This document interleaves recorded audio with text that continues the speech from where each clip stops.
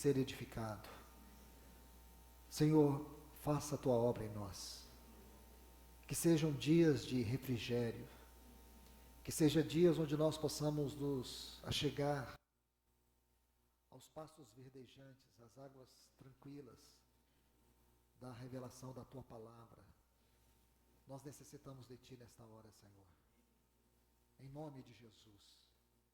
Abra os nossos olhos para que possamos ler esses textos e que eles, como vida, salte para dentro de nós.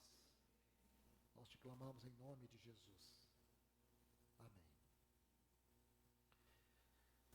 Pois bem, meus amados irmãos e irmãs, o tema deste encontro faz parte de uma série de palavras que ultimamente o Senhor tem inquietado o meu coração sobre os obstáculos ao avivamento.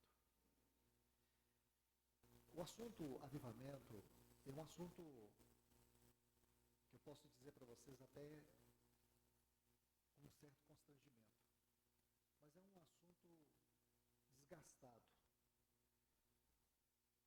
Para muitos virou até um chavão de retórica. Mas eu quero colocar alguns pontos e peço que vocês reflitam diante do Senhor, que vocês vão aos pés do Senhor. Avivamento deve ser a condição normal da vida da igreja. Anormal é a igreja viver sem um avivamento. Anormal é a igreja viver a sua própria vontade e andar em seu próprio caminho. A vida normal da igreja tem que ser um avivamento. Agora, o que é avivamento? E aqui eu quero colocar duas outras palavras que confundem muitas pessoas. Movimento e aviltamento. Você pode ver muitos movimentos. Há poucos dias, numa cidade nos Estados Unidos, houve um movimento que foi chamado de avivamento. E aqui eu falo com muito respeito. Não estou oferecendo nenhuma crítica. Muitos movimentos são genuínos. Muitos movimentos têm uma boa motivação. Muitos movimentos buscam glorificar a Deus. Em muitos movimentos há arrependimentos, há manifestações de milagres, dos dons, mas são movimentos. Os movimentos passam. E o movimento, muitas vezes, requer um outro movimento. Avivamento não é movimento. Avivamento é muito maior do que um movimento. Quando você estuda a palavra de Deus, e você pode ver de capa a capa, os avivamentos que estão registrados na palavra de Deus, e os avivamentos que estão registrados na história, em todos eles, Deus restaura fundamentos. O primeiro fundamento que Deus sempre busca restaurar num avivamento é a centralidade da sua palavra e a pessoa e obra do seu Filho. Movimentos, ele surge muito baseado em adoração, em cânticos, e aí nós temos confissões, arrependimentos e outras coisas que eu já citei. O avivamento é mais profundo. O avivamento é onde Deus recupera o lugar da satisfação da sua glória. Talvez nós tenhamos tempo de tocar um pouco sobre isso. Então, voltando aqui, a condição normal da igreja é a condição de avivamento. O que é anormal é a igreja viver sem avivamento. Nós sabemos que o inimigo das nossas almas, ele sabe trabalhar muito bem para nos distrair, ou nos atrair, nos distrair e nos destruir. Então Satanás trabalha. E esse é o seu papel. Por isso nós precisamos, irmãos e irmãs, sermos bíblicos nos nossos conceitos, sermos bíblicos na nossa fundamentação da palavra de Deus sobre qualquer ponto doutrinário, bíblicos. E aqui nós vamos meditar um pouco sobre este capítulo 32, que ele faz um paradoxo com o capítulo 33. Nós vamos caminhar sobre esses dois capítulos. A primeira coisa que eu quero fazer é situar vocês de maneira contextual, histórica, neste capítulo 32. Israel saiu do Egito, lá no capítulo 12. Eles percorreram 12 estações até aqui. Nesse capítulo 32, o povo de Israel se encontra no Monte Sinai. Aqui no Monte Sinai, eles ficaram 3 meses, tendo uma revelação da casa do sacerdócio. E depois, mais 8 meses, onde Deus foi estabelecendo as outras leis. Resumindo, durante a totalidade de 11 meses, Moisés subiu 11 vezes, Moisés subiu no Monte Sinai. Os acontecimentos do capítulo 32 e do capítulo 33 se deram entre a 6ª até a 8ª subida. Então lembre-se bem, Israel já havia saído do Egito, eles passaram por 11 estações, chegaram no Sinai. Aqui, num total de 11 meses, Deus trouxe toda a revelação daquilo que chamamos a doutrina da casa e a doutrina do sacerdócio. Casa e sacerdócio. Durante esses 11 meses, Moisés subiu a 2.244 metros de altura. Ele subiu 11 vezes no Monte Sinai. Cada subida constitui uma revelação. Não vou detalhar essas revelações. Porém, se resume nesse ponto. Casa e sacerdócio. Os acontecimentos do capítulo 32 e 33 se deram entre a 6ª até a 8ª subida.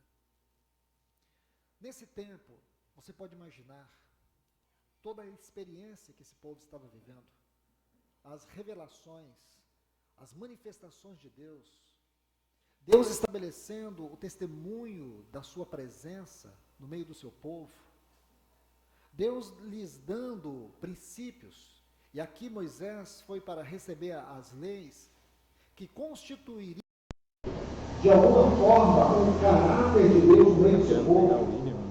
Quando você vai reunindo todos esses detalhes, você vai percebendo alguns fundamentos importantes da espiritualidade daquele povo. Lá no capítulo 19, Deus dissera, porque aqui, escute bem, desde o capítulo 18 do livro de Êxodo, preste bastante atenção, o capítulo 18 do livro de Êxodo, até o capítulo 10 do livro de Números, compreende todo este período, estes 11 meses que Israel esteve aqui no Monte Sinai. Imagine a grandeza das revelações.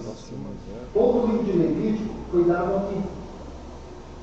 Então, escute, todas essas experiências que eles estavam tendo. Então, no capítulo 19, Deus diz assim para Israel, que ele, com asas de águia, ele os recolheu e os trouxe a ele mesmo. O que implica dizer que Deus levou o povo de Israel e os tirou do Egito para que o povo tivesse um encontro face a face com Deus. E agora o que ocorre? Nessa subida de Moisés, no capítulo 32, que inicia com Moisés em cima do monte, e havia se passado em torno de 40 dias, e o povo foi ficando impaciente, inquieto, e aí eles fizeram uma sugestão para Arão. Eles pediram para Arão construir um bezerro para eles. Só que nós não podemos deixar as particularidades. Precisamos ter uma visão mais microscópica desse versículo. Por favor, veja bem aqui no versículo 1, na parte B do versículo. Levanta-te Faze-nos deuses. Está vendo essa palavra deuses aqui? No texto hebraico, a palavra aqui é Elohim.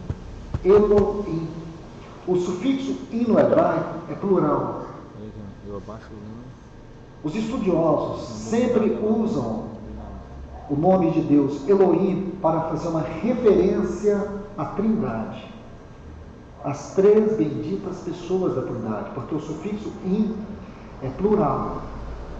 Agora você imagine o que isso aqui nos traz.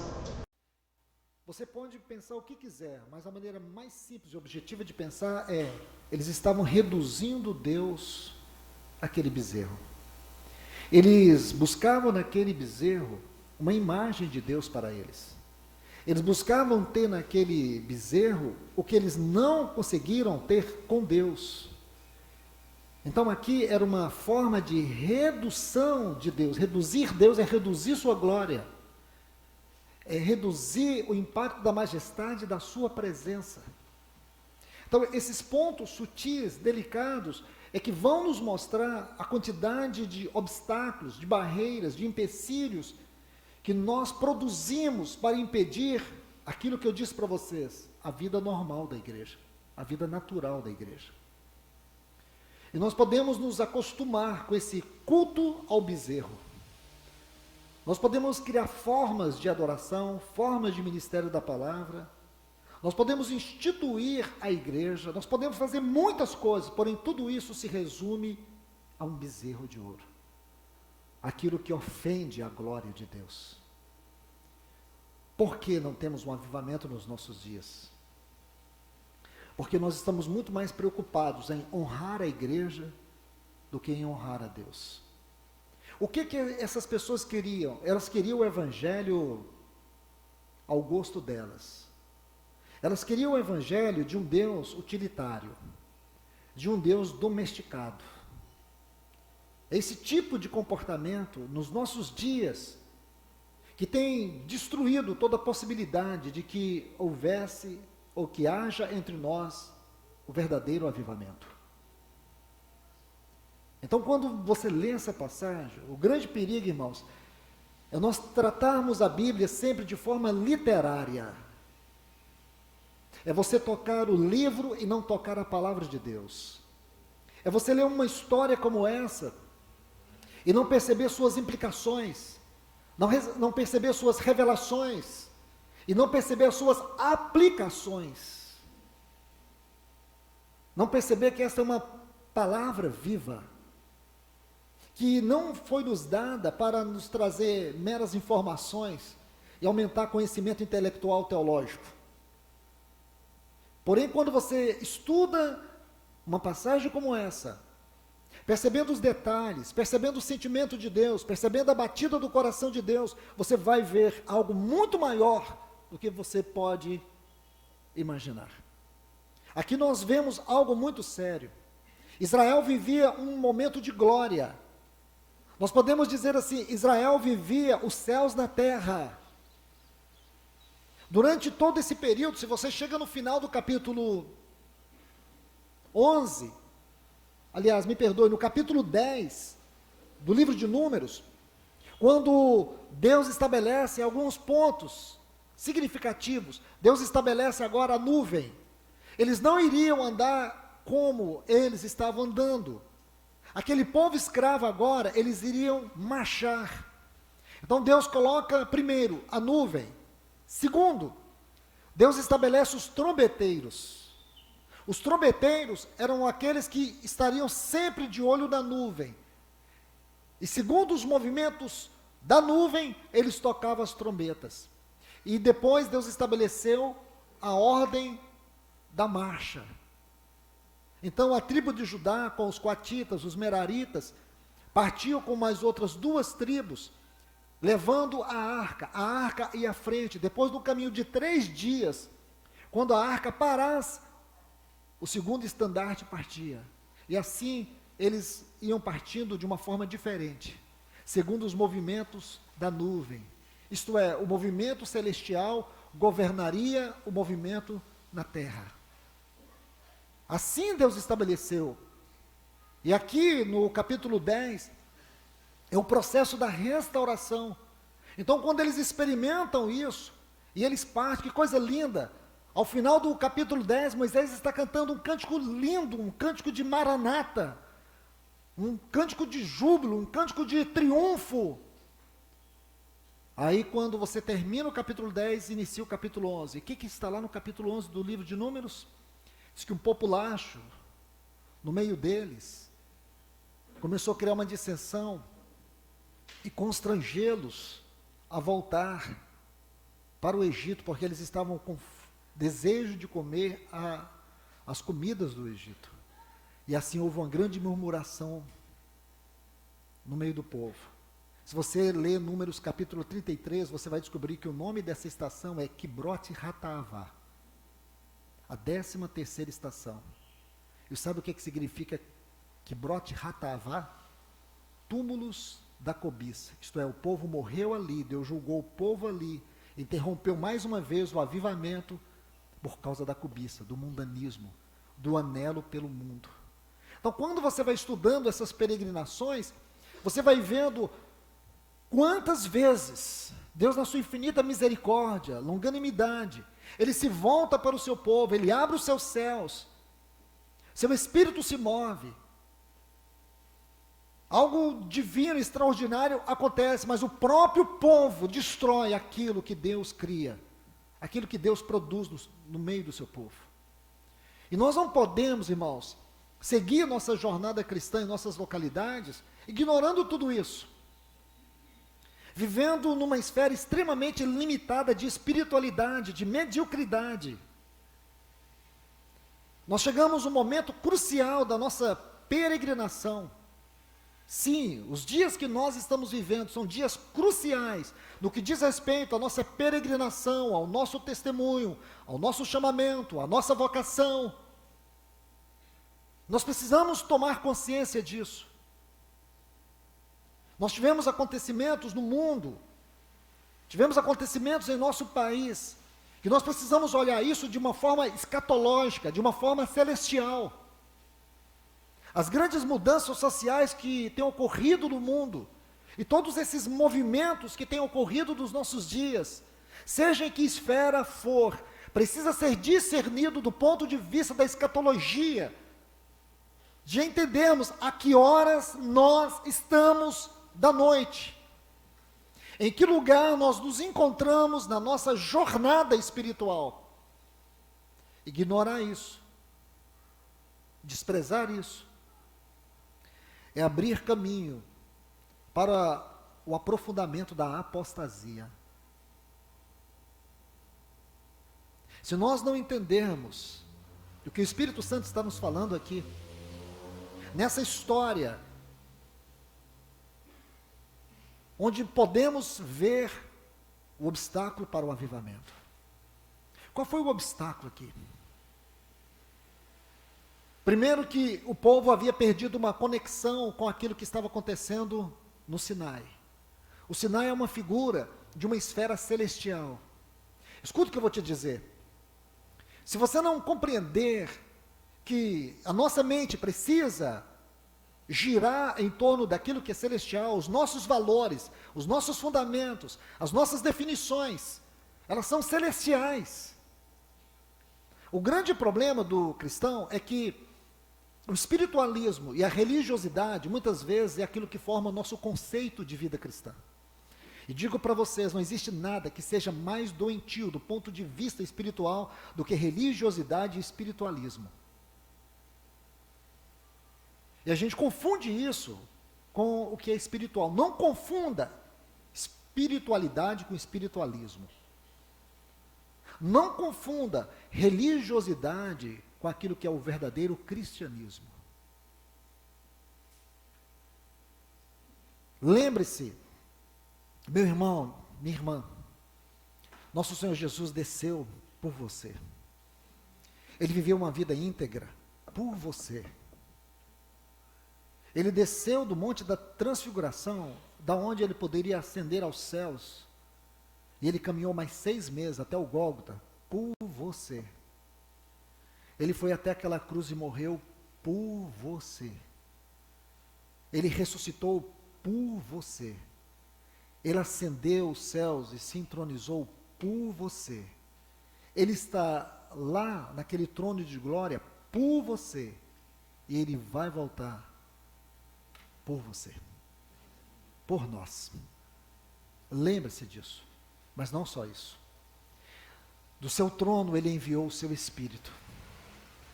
E o Espírito Santo, ele veio nos habitar. Ele veio para fazer uma obra tão importante em nossa vida como foi a obra do Filho de Deus, a obra da redenção. Ele veio nos habitar.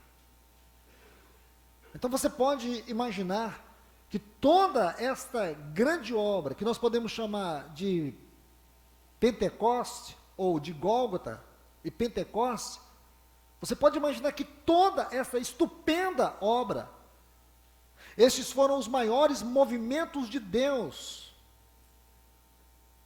Não há nenhum movimento de Deus que seja maior do que esse, para fazer de você um novo homem, uma nova mulher, para fazer de você parte da família de Deus, para fazer de você parte da noiva de Cristo, para fazer de você parte do santuário eterno, da habitação do Espírito Santo. Você acha que tudo isso para que você tenha uma mente terrena, carnal, mundana, secularizada? Não. Nós precisamos entender que nosso pensamento, nossos conceitos, eles são celestiais. Isso significa a característica visível do novo homem, da nova mulher em Cristo.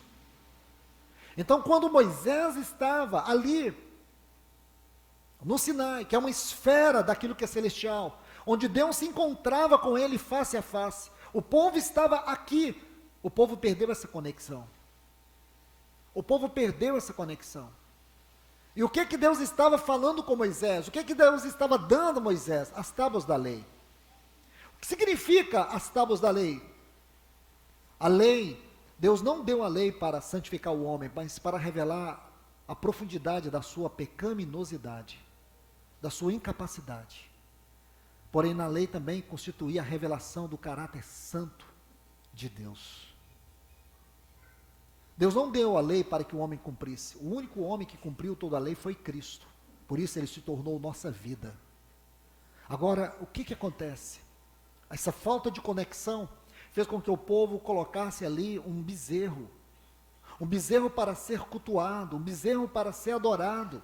Eles reduziram Deus naquele bezerro, e isso é muito sério, porque o que nós estamos vendo nos nossos dias é justamente isso, o evangelho degradado, o evangelho apostata, o evangelho que é derivado desses bezerros de ouro que nós temos visto em nossa geração.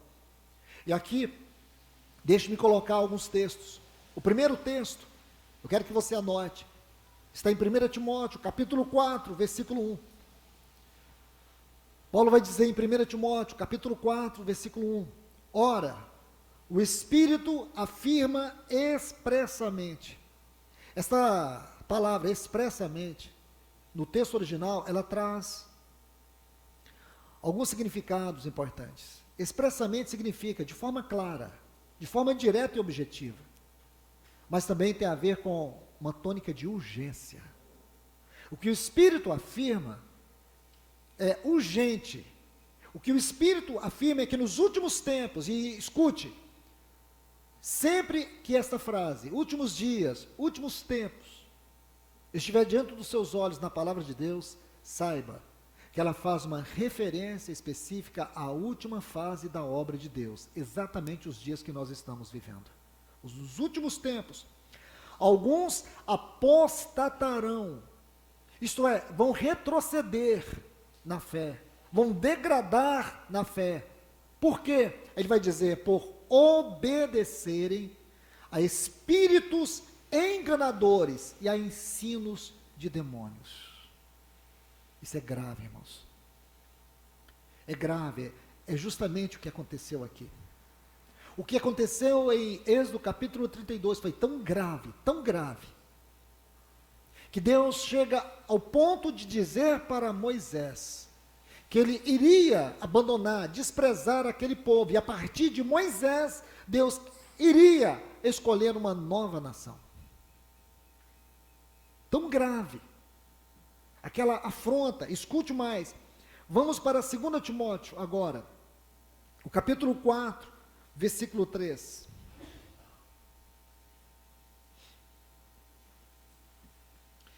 Ele diz assim: pois haverá tempo em que não suportarão a sã doutrina. Sã doutrina é a doutrina que salva, é a doutrina que cura, é a doutrina que liberta. Essa sã doutrina é uma outra forma de designar, de especificar, de significar aquilo que é o Evangelho de Cristo Jesus. Aquilo que é o ministério da palavra. Sã doutrina. Está vendo aí? Pelo contrário, acercar-se-ão de mestres segundo as suas próprias cobiças, segundo os seus próprios desejos. Interessante que a palavra cobiças aqui nesse texto, segundo o vocábulo do texto original, é o anelo de ouvir coisas agradáveis. Coisas agradáveis. Então, o que está acontecendo nos nossos dias? Justamente isso. Enquanto nós desprezamos a sã doutrina, o que as pessoas têm amado nesse tempo? É o ministério de palhaços, e não ministério profético. Os pastores engraçados, os pregadores engraçados, os coaches, que falam o que as pessoas querem ouvir. Não é a mensagem que te salva, não é a mensagem que te cura, não é a mensagem que te liberta, mas uma mensagem que afaga o ego, uma mensagem recheada de psicologia. Não estou condenando psicologia aqui, os psicólogos fiquem tranquilos, não estou condenando isso. Estou condenando inverter o verdadeiro papel do ministério. Psicólogo é psicólogo. Ministério da palavra é ministério da palavra. Então nós temos que entender isso e compreender que esse não é o caminho de Deus para a sua igreja. Nós precisamos buscar o Senhor, que o ministério da palavra seja restaurado no meio do seu povo. Nós precisamos de um evangelho que perfura, do evangelho que quebranta, do evangelho que exponha as trevas do nosso coração, do evangelho que traga luz, do evangelho que liberta, que quebra as correntes do pecado que nos amarram, o evangelho que nos impede de viver a vida cristã ascensional, o evangelho que nos liberta da mediocridade espiritual. É disso que nós estamos precisando. E Paulo está dizendo que não suportarão a sã doutrina, o verdadeiro evangelho. Antes, acercar-se-ão de mestres que falam coisas agradáveis. É justamente isso. Deixa eu dizer algo para vocês. Sempre que Satanás, ele se lança para impedir algum movimento espiritual de Deus numa assembleia, a primeira coisa que ele destrói é a verdade e depois a comunhão. Verdade. Você sabe o que é verdade? Você não pode definir verdade baseado num conceito secularizado ou que seja filosófico. Verdade para nós é a verdade da palavra. E o que é a verdade da palavra? Então lembre-se, algumas palavras elas só podem ser compreendidas a partir do ser de Deus. Por exemplo, glória. O que é glória? Para nós, glória tem a ver com o caráter santo de Deus. Glória é Deus expresso. Glória é aquilo que faz de Deus, Deus. Deus é glória. A palavra comunhão, a palavra amor, todas essas palavras, elas fazem parte daquilo que nós podemos chamar as faculdades de Deus. Isto é, Deus, dentro de Deus existem muitas faculdades. Quando nós estivermos na eternidade, muitas dessas faculdades nós iremos estudar. Passaremos toda a eternidade conhecendo. Porque há dentro de Deus muitas universidades. E uma dessas é a verdade. Verdade é o conhecimento que Deus tem de si mesmo. Então, ao conhecer a si mesmo, Deus se conhece plenamente.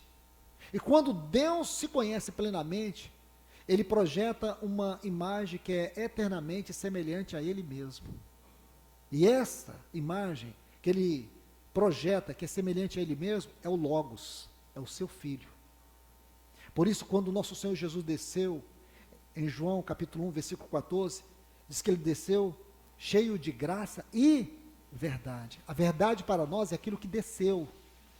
E Jesus, o nosso Senhor, disse: eu sou o caminho e a verdade.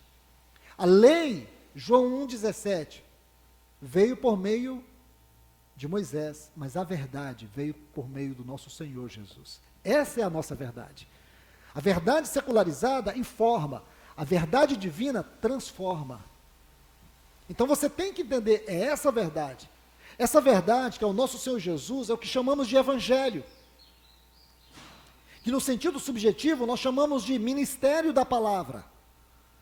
Aquilo que em Atos 2:42 era o primeiro fundamento da doutrina prática da igreja primitiva, doutrina dos apóstolos, ministério da palavra. Então a primeira coisa que Satanás destrói é o ministério da palavra. Então nós ficamos em torno de quê? De conhecimentos, entretenimentos. Nós ficamos criando bezerros de ouro. Sabe por quê?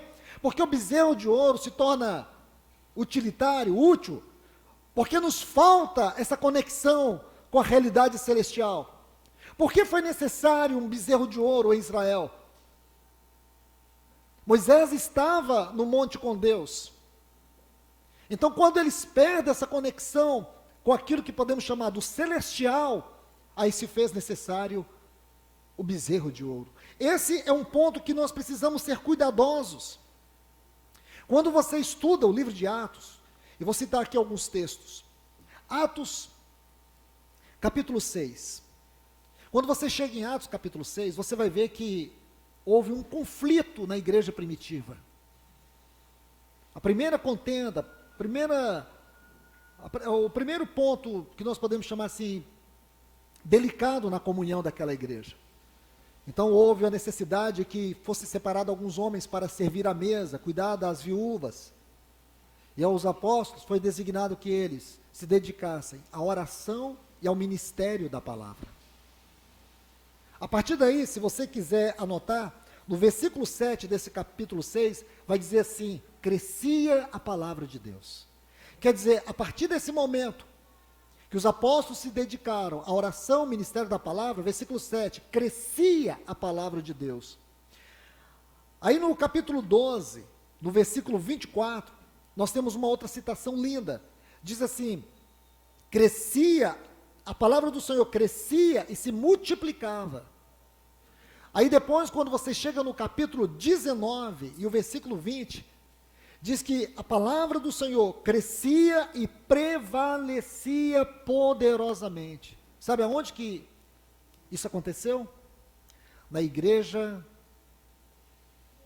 de Éfeso. A igreja de Éfeso. Você sabia que um dos maiores avivamentos na igreja primitiva ocorreu na igreja de Éfeso? A igreja de Éfeso experimentou um dos maiores avivamentos. Aqui, nesta igreja, Paulo ficou 3 anos. 3 anos. Paulo esteve aqui. Onde ele gastou de maneira pessoal o seu ministério como em nenhum outro lugar ele havia se gastado. Durante 3 meses, Paulo esteve pregando nas sinagogas. Na sinagoga. Depois, durante 2 anos, ele alugou a escola de Tirano e ali ele falava, todos os dias, durante 2 anos. Ele chega a dizer assim, em Atos 20, que ele pregava com lágrimas, ele ensinava com lágrimas os desígnios de Deus. Essa cidade experimentou um avivamento tão grande que ela se tornou o centro da obra. O evangelho se espalhou pelas 18 províncias da Ásia Menor. Aquele mundo, naquela região, foi profundamente impactado pelo evangelho. Escute o que eu estou te falando. Mas sabe o que aconteceu, irmãos? Passaram 10 anos. 10 anos se passaram. Paulo havia sido preso e depois ele foi solto. Quando ele foi solto, sabe o que ele encontrou, irmãos? Ele viu que aquela igreja não era mais a mesma. Ele escreve uma carta para Timóteo, que é esses textos que nós lemos. Ele vai dizer no capítulo 1, no lugar do ministério da palavra, havia fábulas. Eles estavam gastando tempo estudando genealogia sem fim. A palavra fábula ali é coisas vazias, coisas sem sentido. Como eles permitiram que o avivamento, que aquele grande avivamento pudesse ser destruído. Se você abre a sua Bíblia, na Epístola aos Efésios, sabe quantos capítulos são dedicados à história da igreja de Éfeso no Novo Testamento? 19 capítulos. 19 capítulos. Quando Paulo abre a carta aos Efésios, ele fala que ele não cessava de dar graças a Deus pela vida deles, por causa do amor que eles tinham uns para com os outros. O amor que eles tinham para com os outros. Você sabe o que é amor na Bíblia, irmãos? Amor na Bíblia é Deus, mas não é só isso. Dizer que Deus é amor é pouco. Você tem que entender o seguinte: a Trindade é uma comunhão de 3 pessoas. Você sabe qual é a principal atividade da Trindade? Comunhão. Comunhão é a principal atividade da Trindade. Tudo que a Trindade faz tem como base a comunhão. Então nunca defina comunhão baseada em dicionário. Comunhão tem que ser definida a partir da Trindade. A Trindade é uma comunhão de 3 pessoas. E a comunhão é a principal atividade da Trindade. E aí, quando você compreende o amor de Deus, você tem que estudar a partir daí, dessa comunhão. O que significa essa comunhão? Significa que nenhum membro da Trindade vive para si. Cada membro da Trindade vive para o outro. Comunhão é isso. Comunhão não é afinidade. Comunhão não tem nada a ver, porque você gosta disso, eu também gosto, então nós temos comunhão. Você está confundindo as coisas. Comunhão, muitas vezes, é viver com o irmão e suportá-lo. E quando é suportar, não é tolerar. Suportar é ser suporte para ele. É você ser o suporte para ele. Com todas as diferenças, com todas as dificuldades, com todas as fraquezas. É você ser o suporte para ele. É você viver para o seu irmão. Isso é comunhão. Então, quando o inimigo vem para destruir o avivamento, ele destrói a verdade e depois ele destrói a comunhão. E a comunhão tem 2 vertentes: o nosso relacionamento com Deus e o nosso relacionamento com os irmãos. Quanto ao nosso relacionamento com Deus, ele se torna religioso. E o relacionamento com os irmãos fica formal. Foi o que aconteceu com a igreja de Éfeso. Você sabe o que Paulo diz nesta igreja? Que ele não cessava de dar graças a Deus pelo amor que eles tinham uns para com os outros. Aqui é um outro detalhe, irmãos. Efésios capítulo 6, versículo 24, Paulo vai dizer que aquela igreja amava a Deus com amor. Na sua Bíblia está assim: incorruptível, ou que não se corrompe, mas no texto grego traz a ideia de algo infinito. A igreja de Éfeso amava a Deus com amor infinito. Em nenhum outro lugar na Bíblia você vai encontrar uma declaração como essa. Mas quando você chega em Apocalipse capítulo 2, o que você encontra? Abandonastes o teu primeiro amor. Quando você lê Timóteo, o que você encontra? Paulo dizendo que esta igreja havia sido tomada por fábulas, genealogias. Ele havia advertido os presbíteros desta igreja que no meio deles, depois da partida de Paulo, lobos vorazes iriam atacar o rebanho. E o que esses lobos fazem? Eles destroem a verdade, destroem o amor. E nós vamos seguir o quê? Aquilo que o Senhor disse para aquela igreja: arrepende-te, volta, pratica as primeiras obras. Estas são as primeiras obras. Doutrina dos apóstolos, a comunhão. Essas são as primeiras obras. O Senhor disse para esta igreja: volta, arrepende, porque se não te arrependeres, removerei do teu lugar o teu candeeiro. Isso é sério, irmãos. Talvez essa seja uma das sentenças mais duras que nós encontramos na palavra de Deus. Ser um candeeiro sem a finalidade, sem a sua verdadeira funcionalidade. Nós não podemos nos contentar em ser um candeeiro. Nós temos que nos contentar e ter a funcionalidade do candeeiro. Quando você abre essa carta, no capítulo 2 de Apocalipse, nosso Senhor vai se apresentar a esta igreja, ele se apresenta como aquele que está no centro desses 7 candeeiros. Você compreende? O que significa o Senhor dizer que ele vai remover o candeeiro? É como se o Senhor dissesse que ele vai nos tirar da sua presença. Isso é sério, irmãos. Esse é um dos capítulos que nós vamos estudar ainda nesse encontro, se o Senhor permitir. Então aqui nós estamos vendo como que o inimigo destrói um avivamento, como ele enfraquece a nossa espiritualidade, como ele nos torna pessoas comuns e naturais em nossa espiritualidade nesse mundo. E você, meu irmão e minha irmã, tem que entender que você não é uma pessoa comum, você não é um qualquer, nenhum homem, nenhuma mulher, nenhuma moça, nenhum rapaz que tem a habitação do Espírito Santo de Deus em sua vida nesse mundo é um qualquer. Você não é um qualquer. Lá na faculdade onde você estuda, você não é uma qualquer. Você é alguém que tem algo celestial, divino e eterno dentro de você. Você é alguém que a eternidade já começou dentro de você. Você é alguém que o Espírito Santo já está te conduzindo para o encontro com Cristo. Consegue lembrar da história de Eliezer, Rebeca, Isaac? E quando eu leio aquela história, há algo que salta para o meu coração. Que no momento que Eliezer se encontra com Rebeca, começa o caminho para o encontro com Isaac.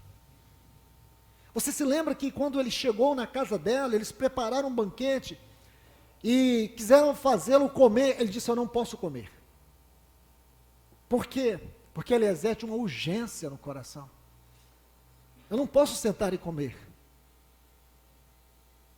Isso implica dizer que desde que o Espírito Santo desceu a essa terra para habitar a igreja, ele traz consigo uma urgência. Para nós passaram 2000 anos, mas para ele são 2 dias, porque ele é eterno. O Espírito Santo tem urgência. Eu e você precisamos sentir esta urgência do Espírito Santo dentro de nós, nos convidando a apressar, a aprontar. Convidaram ele, depois sugeriram que ela ficasse mais 10 dias. Ele disse: não, eu não posso ficar mais 10 dias. E a família queria que ela ficasse. Nós precisamos buscar a ajuda do Senhor. O que é que está nos prendendo neste mundo? Quais são as coisas que têm corrompido o meu coração, corrompido o meu sentimento, meus anelos, a minha devoção, que tem tirado esse brado de Maranata de dentro do meu coração, que tem destruído os meus sentimentos, que não há em mim uma urgência em ver a face do meu Senhor.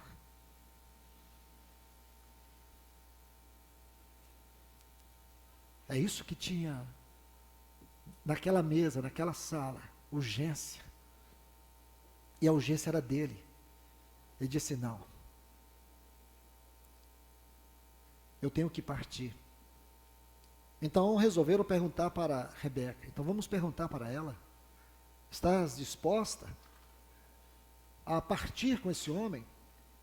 Imagina que desafio ela tinha diante de si: partir com um desconhecido, para encontrar-se com outro desconhecido, trocar sua família, trocar tudo. Como foi possível aquela moça imediatamente dizer: eu irei? Porque com certeza você vai lembrar que Eliezer trouxe presentes de Isaac para ela. Lembra que Jesus disse que o Espírito Santo, ele não viria para falar de si mesmo, mas ele viria para glorificar Cristo. Então, o sentimento que eu tenho é que durante todo aquele momento do poço até a casa dela, e todo momento que Eliezer esteve ali, a única coisa que ele falou foi sobre Isaac. E o que ele falou de Isaac ganhou o coração dela. Que o Espírito Santo possa ganhar o seu coração, moça, rapaz. Que Que o Espírito Santo possa inundar seu coração de Cristo Jesus, a ponto você ter essa firme resolução: eu irei. Que você possa ser reconhecido em qualquer lugar onde você viva, como alguém que está a caminho do encontro com o nosso Senhor Jesus Cristo.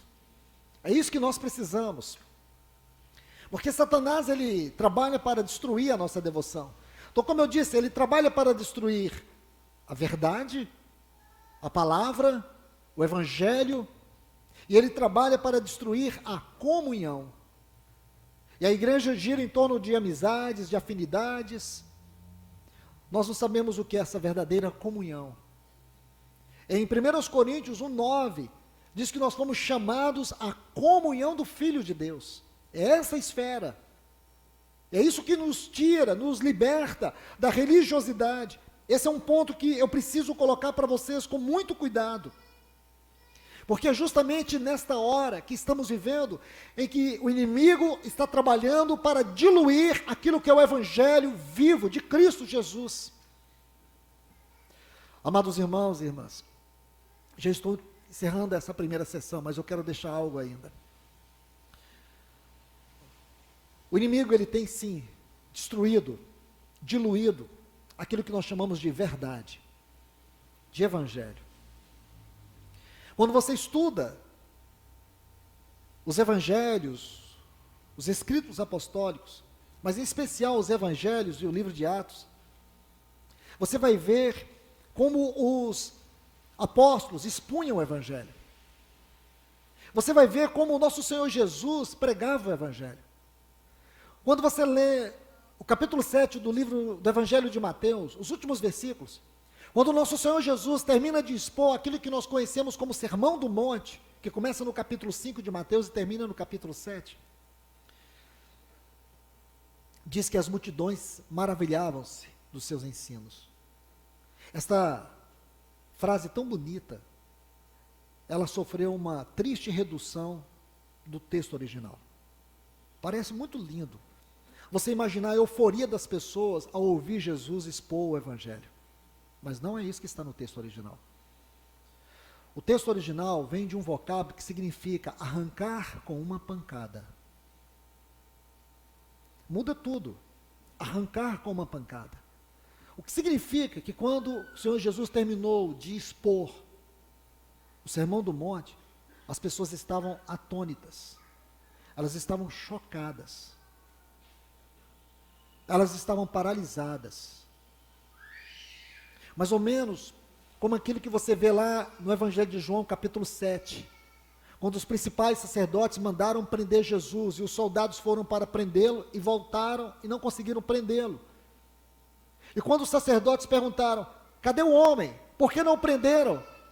Eles disseram: nunca ouvimos alguém falar como aquele homem. Quando na prisão, no Getsêmani, quando os soldados foram prendê-lo outra vez, e eles perguntaram: aonde está Jesus, o Cristo? Ele dizia: sou eu. Quando ele falava sou eu, eles caíam por terra. Você imagina o que foi para eles ouvir o nosso Senhor expor o Sermão do Monte? Eles ficaram chocados.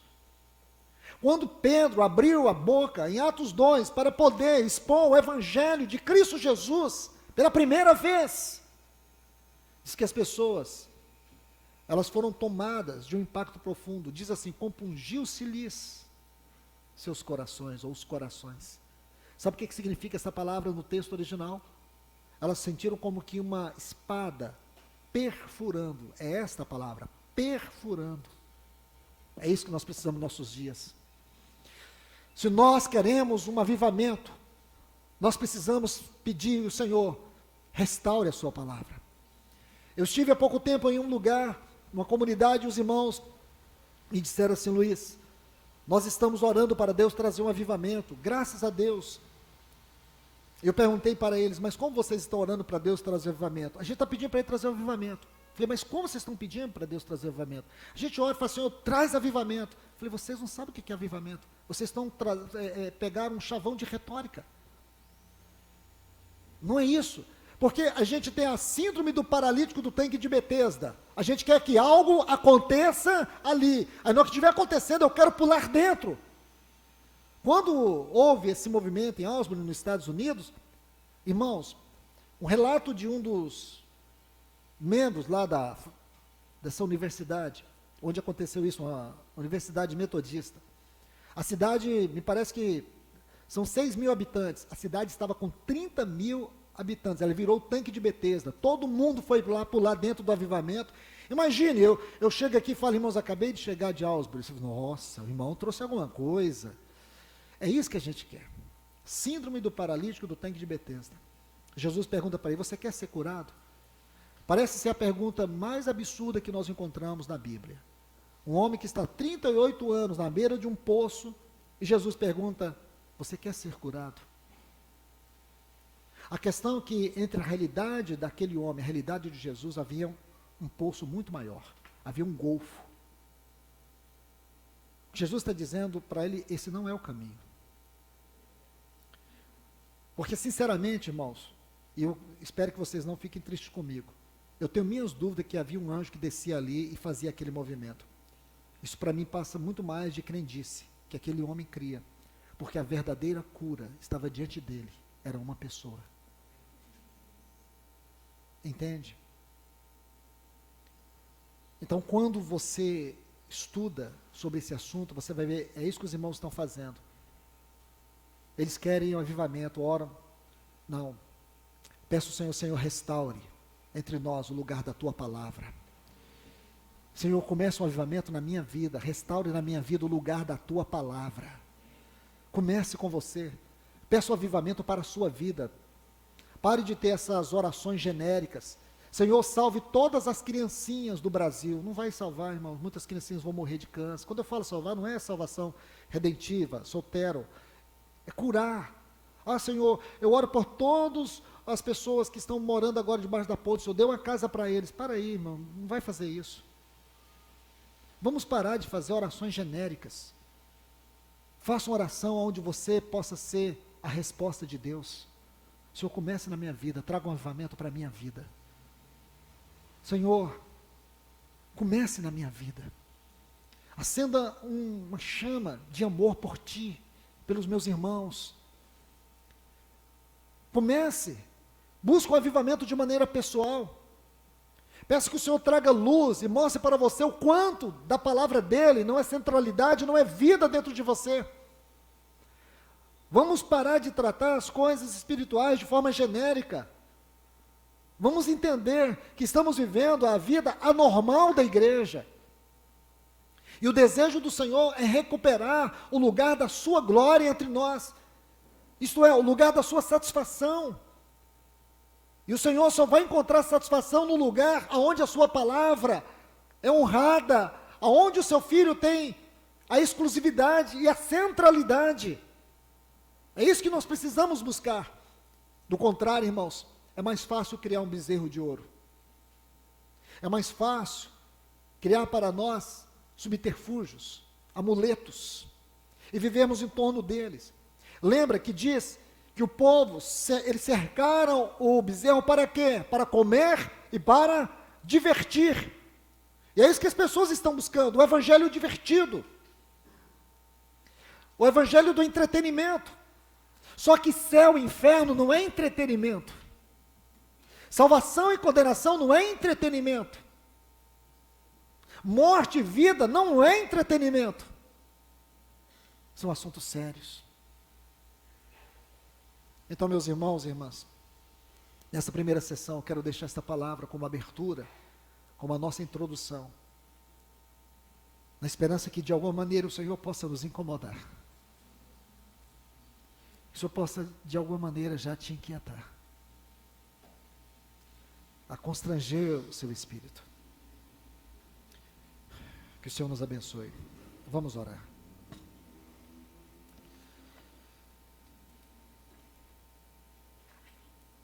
Pai, em nome de Jesus. Senhor, nós estamos aqui aos teus pés.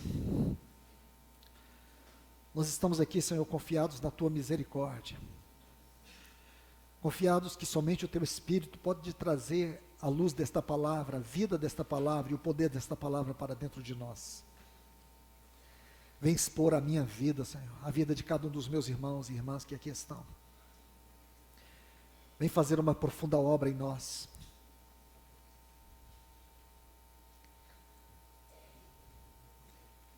Não permita que nós venhamos sair daqui da mesma forma como chegamos.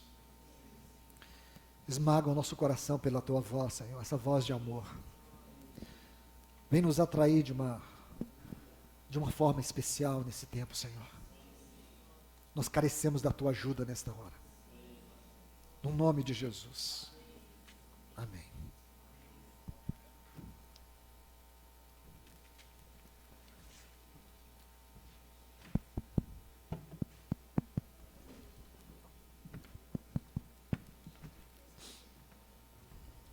Bom dia, irmãos. Nós vamos dar só um intervalo rápido de 10 minutos. Nós pedimos que os irmãos não saiam do local aqui. Nós temos banheiro aqui atrás. Então não há necessidade de você ir para o quarto e aí nós atrasarmos aqui o nosso encontro. Água, se precisar, nós temos ali R$2 a garrafinha. E você pode anotar no caderninho ali. No final do encontro, aí você faz o pagamento final ali da água. Então aí não há necessidade de nós sairmos daqui. Tá certo, querido? Então vamos ficar por aqui. Em 10 minutos a gente retorna. Tá bom?